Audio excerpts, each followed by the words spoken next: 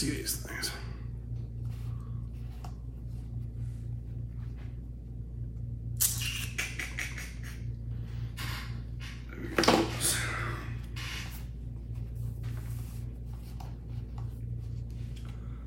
I feel like you used to be able to see these things. Now it's kind of low.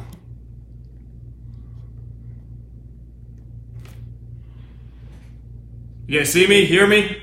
Got me? We live? What'd the Jets do? I think I missed it if the Jets did something.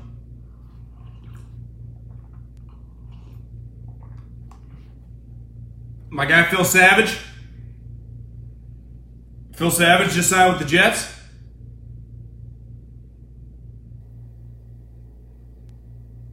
Did that just happen?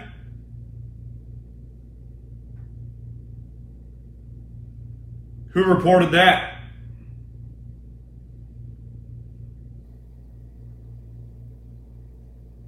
That's awesome. Phil Savage is the man. That's a good hire by Joe Douglas. Putting together a staff, baby. Woo! What else? We got a lot going on today. In no league is like the NBA, where people constantly complain, we don't have it good enough. It's too shitty. Today, just off the top of my head, Chris Paul, who signed one of the worst contracts ever, 4 years, $160 million. We'll get into Daryl Morey, who, where's the blood on his hands? He signed that contract. Don't ever get it twisted. It takes two to tango in a contract.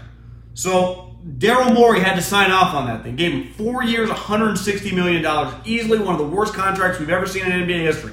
I don't blame Chris Paul for signing it. I blame Daryl Morey for even handing it out. We all knew, like, oh my God, what is he doing? Especially after, let's face it, they would have won the Western Conference last year, but, you know, the old man's hammy blew. So the blood and this situation for the Rockets imploding is on Daryl Morey. Well, why does no one ever point the finger at Daryl Morey? I mean, one of the most overrated GMs in NBA history. But he's good with the media and he texts everyone. I get it. So the Rockets got problems. Harrison Barnes, only in the NBA would a player like Harrison Barnes opt out of $25 million. Hell, even Al Horford, who's like 34 years old, opted out of $30 million. But the NBA, the players, man, and I don't blame Harrison Barnes for doing that. But now Sacramento has to be very, very careful about what they give him, if they even give him anything. I personally would let him walk, but that's just me. And then O.J. Simpson. I mean, I got some arguments yesterday for O.J., and I think you see this with famous people. You definitely saw it with Michael Jackson. Like, Michael Jackson was a serial molester. Like, Michael Jackson was a sicko. Now, in fairness to Michael, his dad fucked him up so much when he was young. It's hard for me even to blame him. Now, it's disgusting, sick, but it happened. But as we saw in the Michael Jackson video, there are clearly a lot of people think that he's an innocent bystander here.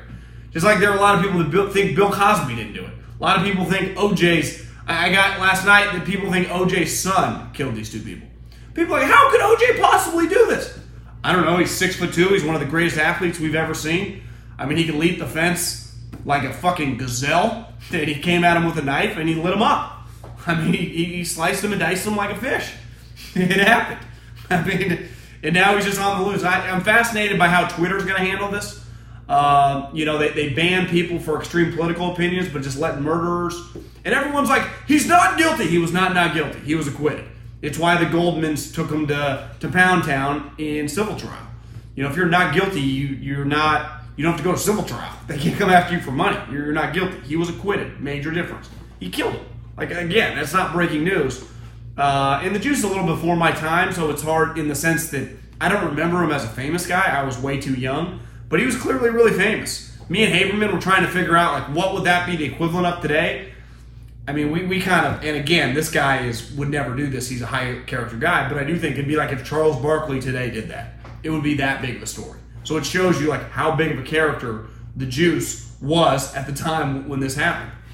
But really quick, Ease Wellness. I slept like a baby last night with my Ease CBD drops. Go to easewellness.com. Ease, promo code HAM. You get $20 off your first purchase. Over $50, you get a free delivery. Again, little Ease drops. Boop, boop, boop. And then you're sleeping like a baby. It's incredible. Today I took some uppers. I got my mind firing all cylinders. I'm wide awake. I love CBD, big believer in CBD. I know a lot of people are big believers in CBD. You ever heard of Eldrick Tiger Woods? He's chomping on that CBD gum.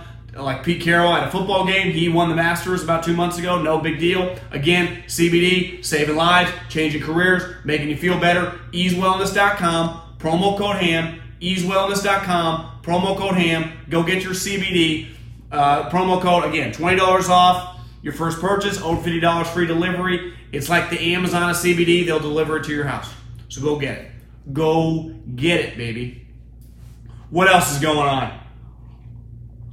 Start with the NBA. I kept saying it yesterday. I was getting in some arguments. If the Lakers got Kawhi Leonard, they would have the greatest power team and super team we've ever seen. And don't get it twisted. LeBron James, and it shows you how much everyone just hates the Warriors. LeBron James is a serial super team creator. That's all LeBron James wants to do is create super teams. No shit. Why shouldn't he? I'm not blaming him. But why does LeBron James not take any shit and all the Warriors take a bunch of shit? LeBron James literally, this is his third super team he's created. First one, Bosh Wade, super team. Next one goes to Kyrie. In theory, he thought Love was better than he was. LeBron's a bad GM. Traded Wiggins, who actually turned out to be kind of shitty too, and created a super team. Now, boom, trades all these young cats and all the draft picks. Anthony Davis, now they're going after another max guy, super team. LeBron James loves super teams. You know, just like Steph, Clay, Draymond, and Kevin like super teams. Why wouldn't you? You win with super teams. No different than Chris Paul going to James Harden. All these guys love super teams. So when you point the finger, you're a hypocrite at one team because they're all doing it. And I think today was pretty fascinating. Like, the money is just stupid. It really is. And this notion that, like, Harrison Barnes, I don't care what type wink-wink handshake deal is done behind the scenes. These GMs are morons. Like, Vlade Divac, I'll give Vlade a lot of credit. He was all over De'Aaron Fox. When everyone thought Lonzo was top point guard, everyone, Lonzo. And Vlade's like, I like De'Aaron. I'm like, I like De'Aaron too. Because they played in the Sweet 16, I had some money on Kentucky, and De'Aaron fucking mopped him up. And it's pretty clear that De'Aaron's going to be a much better NBA player than Lonzo. Though, I think Lonzo's pretty good. I think we all do. Like, if Lonzo can just get some normal tennis shoes, he's going to be fine. But De'Aaron's the better player. And so Vlade makes, I understand the move last year, getting Harrison Barnes, trying to make a playoff run. You don't make it. I don't care what you told Harrison Barnes. Like, sometimes in business, it's cold-hearted. You lie. So if you told him you give him 4 years, $80 million, so he'd opt out of that $20 million, $25 million, you lied to him, and you did the right thing. And now when he goes, okay, where's my 4 and 80? I go, well, here's your 4 and 45, because he's not a $20 million player. And in the NBA, like, the reason I said this yesterday, and I'll say it again today, you can't. Obviously, if you're going to max out a guy, you better max out the right guy. Kevin Durant, Klay Thompson, Anthony Davis, LeBron, those type guys. You max out Kyrie, hold on for your ass. So just because you max out John Wall, team sucks. You max out Devin Booker, you're screwed. You max out Karl Anthony Towns, enjoy long summer breaks. Like, you max out a player, you better max out the right guy. Well, when you pay a guy like $15 to $20 million, like Harrison Barnes thinks he's getting from the Sacramento Kings, he better be Andre Iguodala. He better be Al Horford. He better be one of those guys. Like, the non-max players that you're going to... Now, Al Horford got max money back in the day, but you know what I'm saying. Like, Harrison Barnes, clearly not getting a max contract, but he's getting that next tier of deal.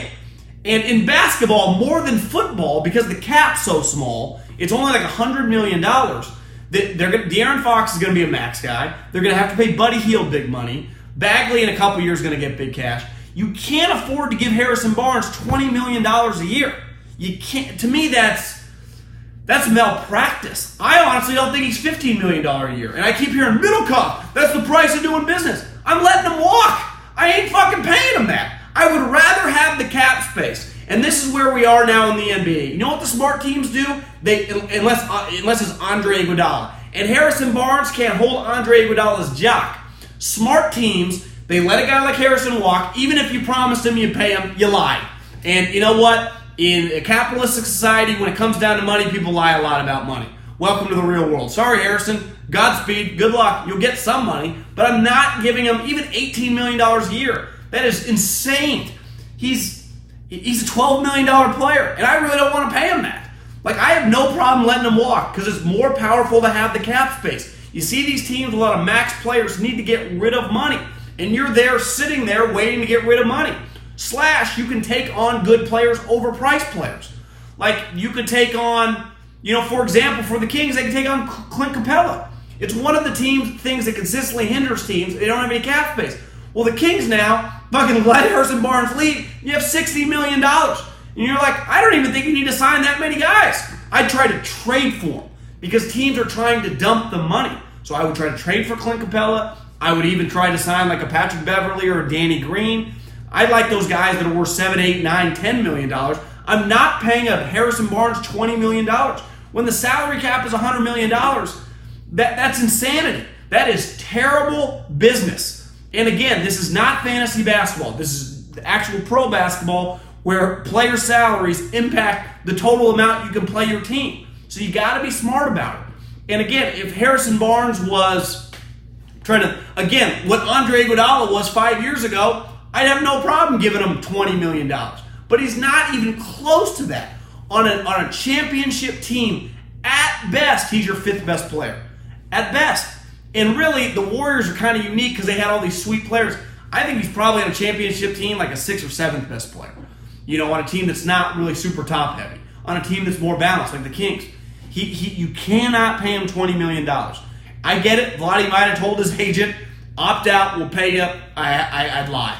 And if he wants to go to Woj and call me a lying cocksucker and untrustworthy piece of shit, so be it. Money talks, shit walks. I'll be able to get a guy sooner or later when I do offer the money. But I'm not paying Harrison Barnes that.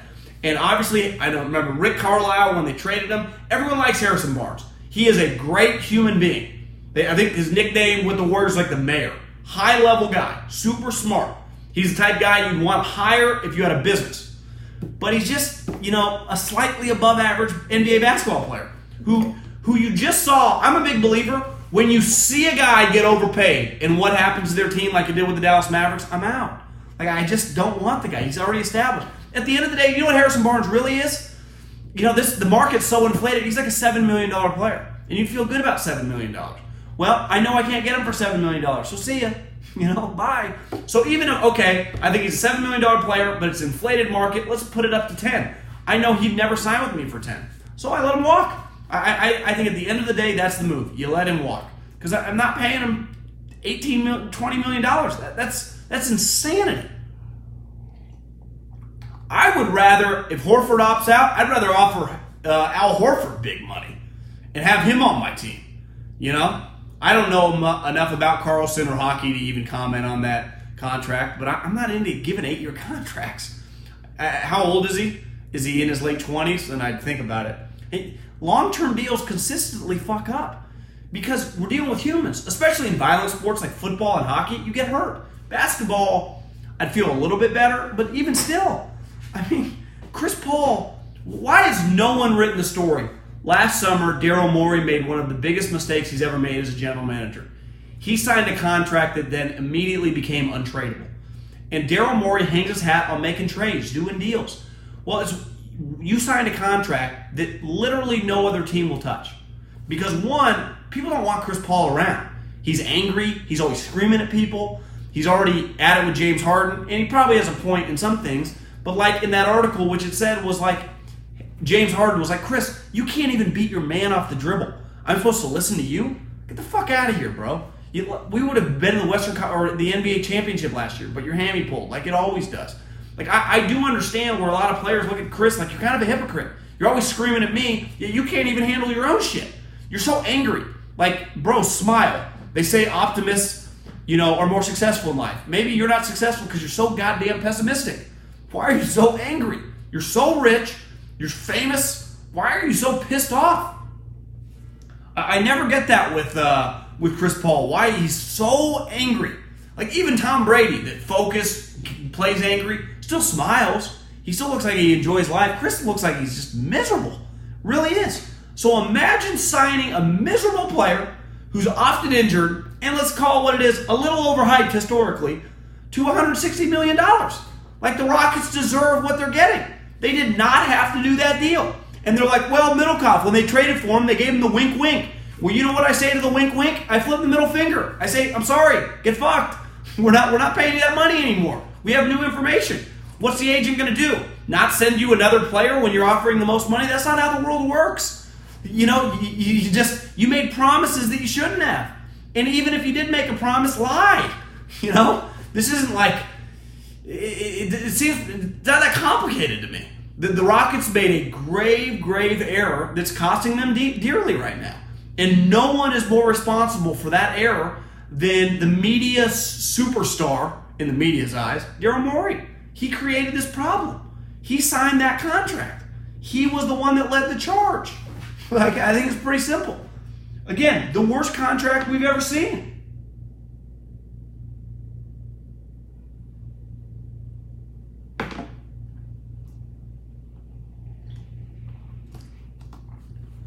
So other than that, O.J. Simpson.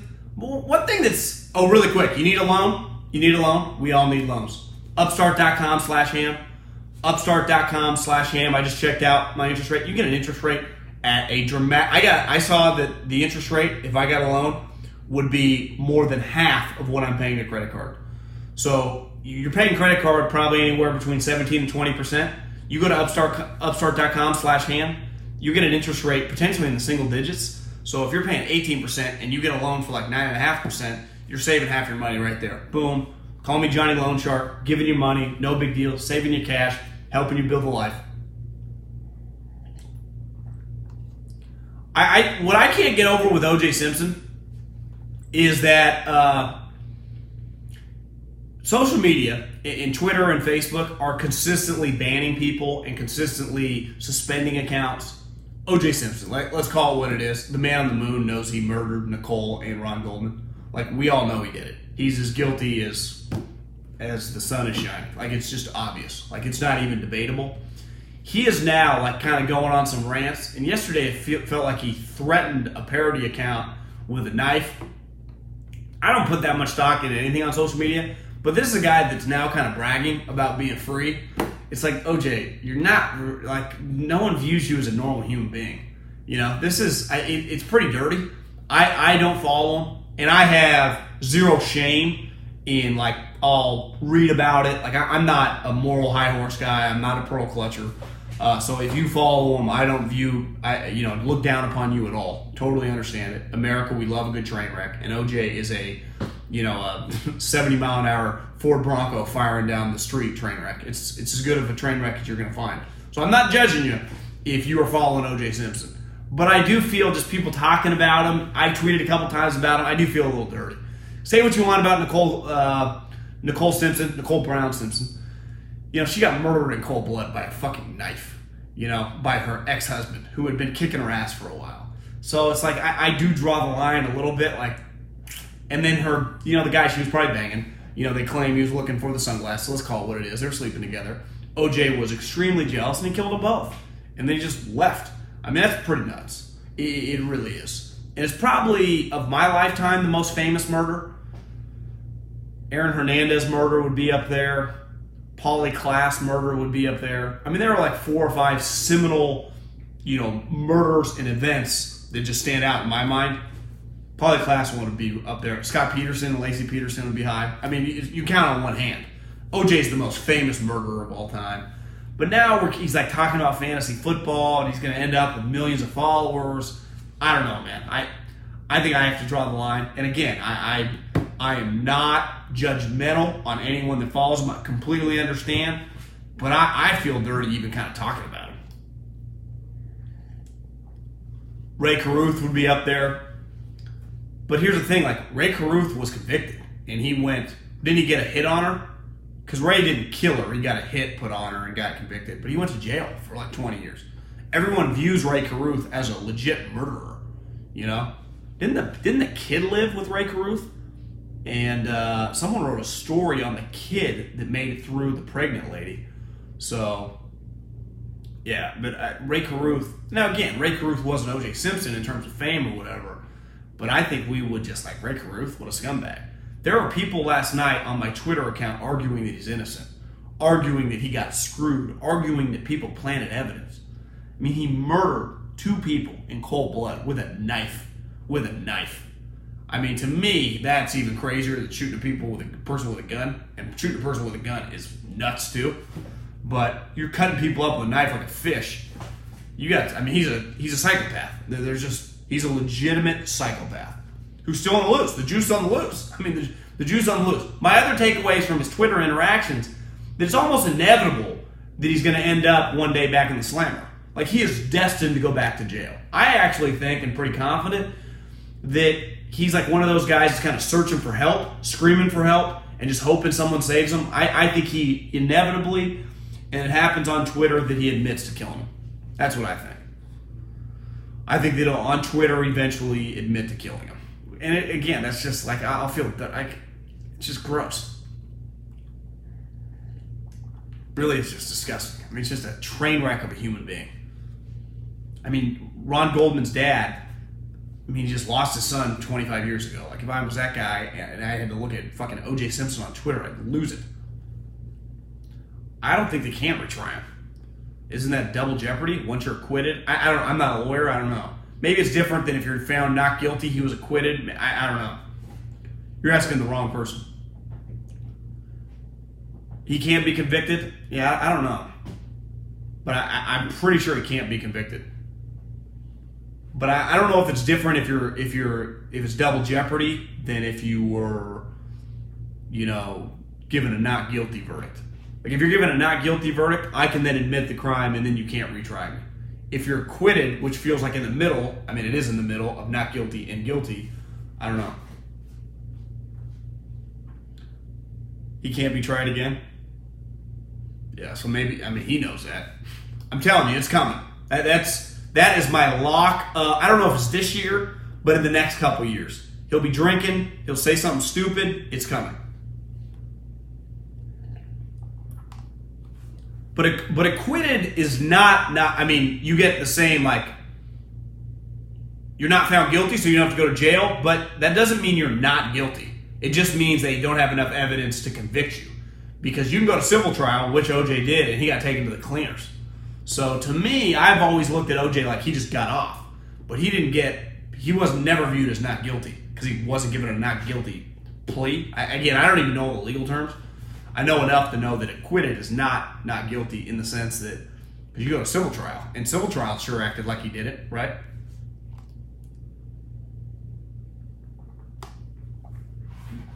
Wonder if OJ talks to his kids. That's a good question. I don't know.